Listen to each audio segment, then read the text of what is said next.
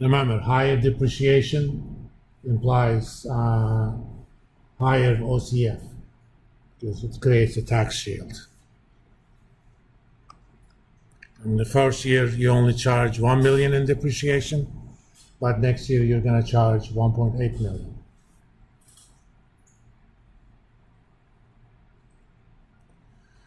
Let me make sure this is correct, because this doesn't sound correct to me.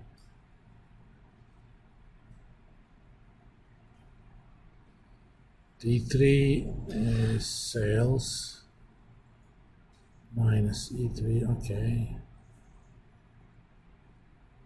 Oh, I forgot to make that fixed. Also fixed. Okay. Now it makes more sense.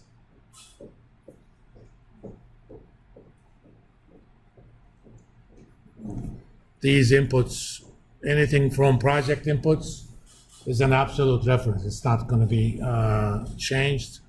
I had forgotten to do that. Let's make sure that's the case for all of them.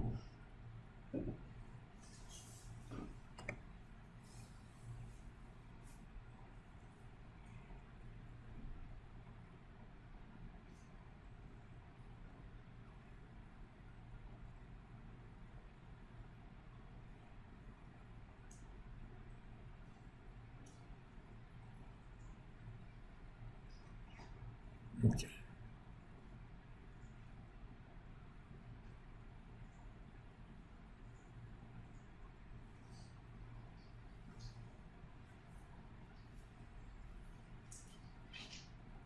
And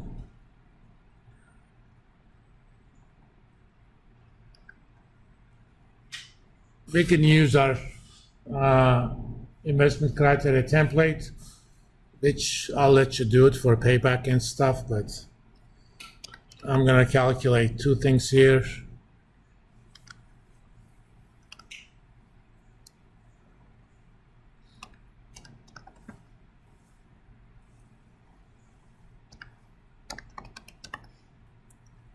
Using the function IRR.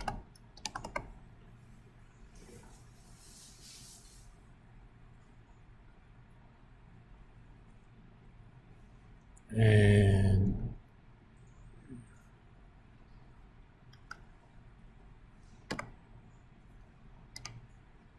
I'm going to use the function NPV, which is actually a function that calculates present value of future cash flows.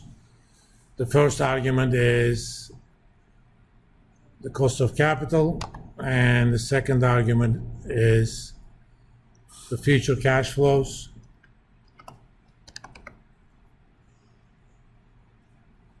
So that number is actually present value of future cash flows. That means I need to add first period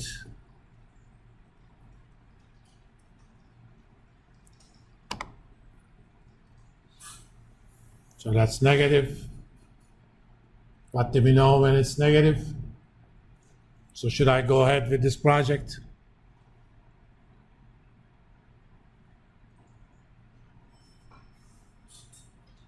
Yes or no? Yes. Why? You shouldn't do the project if it's less than 0. Hmm? You should not do the project because it's less than 0. What is less than 0? The NPV. Okay. Oh, you said yes. Oh, sorry. I thought you said. I said, should I go ahead with this project? No. No, I should not, because it is negative NPV. In any case, IRR is also less than the cost of capital. But, you know, if the cost of capital was a different number, let's say 12%,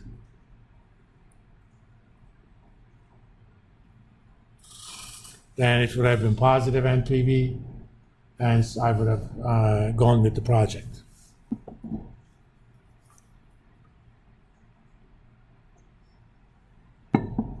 Now, let me save this. Again, it's kind of looks like it's a little bit iffy. Let's go back to original 15%.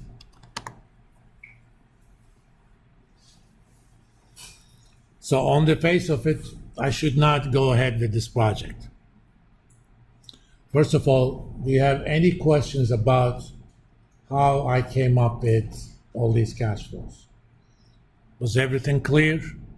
I mean, you're gonna get the spreadsheet anyway, but so don't worry about the Excel part. We put basically all sorts of bells and whistles. An opportunity cost, net working capital, there is growth, side effects.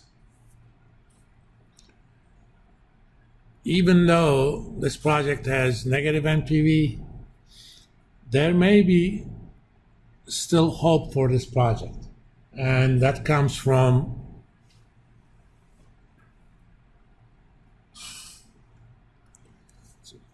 it's easier to write.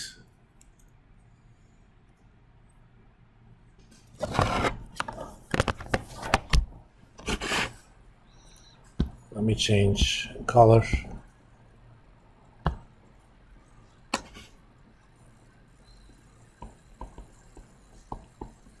Using our spreadsheet, we find that this project has an NPV of negative 964.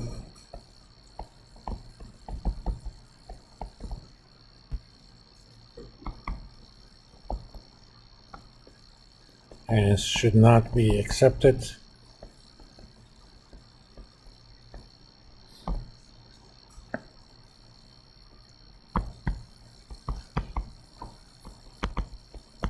But there is still some hope.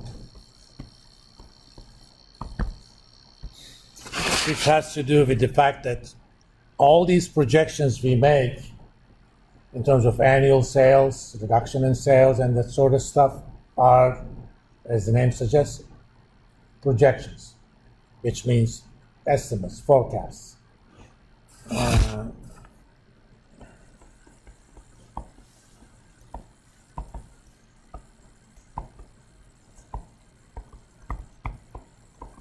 Hence, they are subject to statistical noise.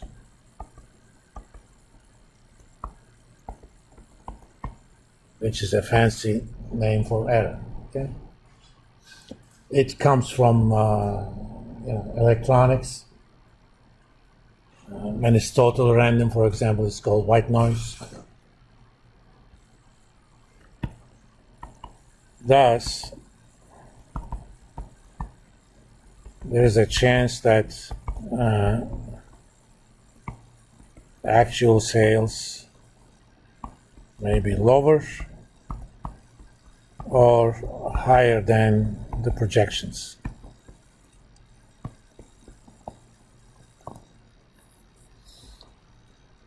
Just to give you the idea about what would happen in either case, suppose everything in this project is estimated precisely, except for the first year sales. And let's say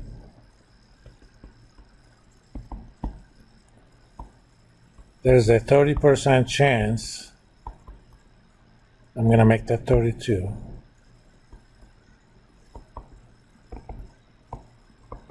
that first year sales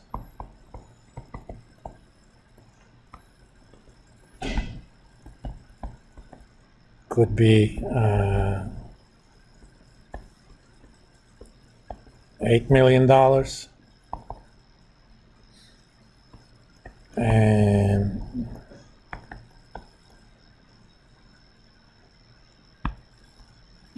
Yeah, let's do that, 32. There is a 32% chance that it could be $12 million.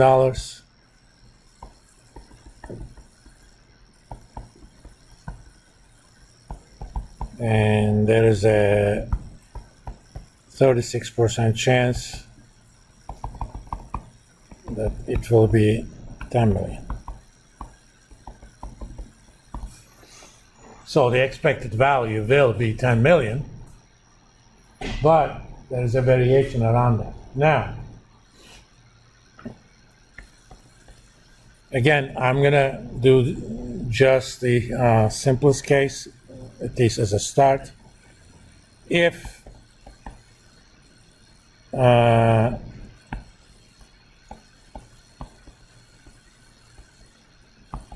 we observe that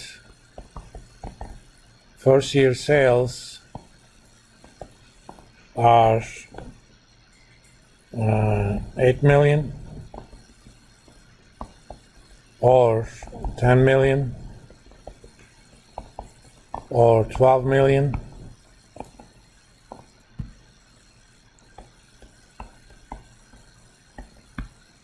we always have an option of abandoning the project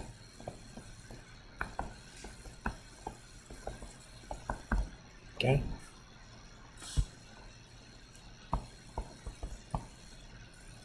At the end of year one,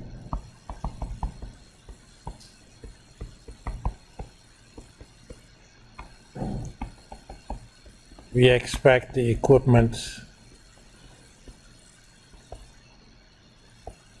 can be salvaged for 5 million. You know, it's like a car. When it drives out of the lot, there's a lot of depreciation in actual value, not accounting depreciation. And the land can be sold at 7.5 million. So once we see what the first year sales are, we're gonna decide whether we want to close up the project. Furthermore,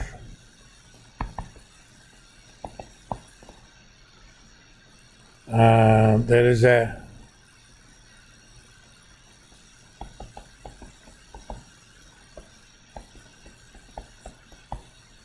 fixed cost to abandon the project.